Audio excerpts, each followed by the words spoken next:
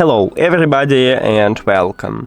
In this video I'm going to show you how to enable or disable spatial audio for your headphones Baseus Bowie H1.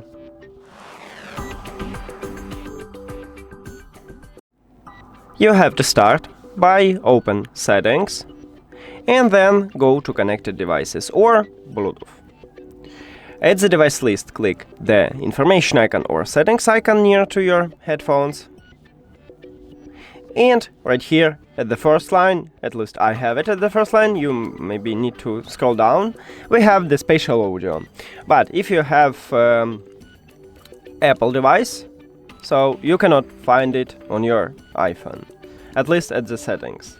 And not all Android phones have this feature at the settings, so you may have it. Now to enable it, you need to tap one time at the slider have the empty background. And to disable it, you need to also tap one time at this slider, but if the slider have colorful background. That's it.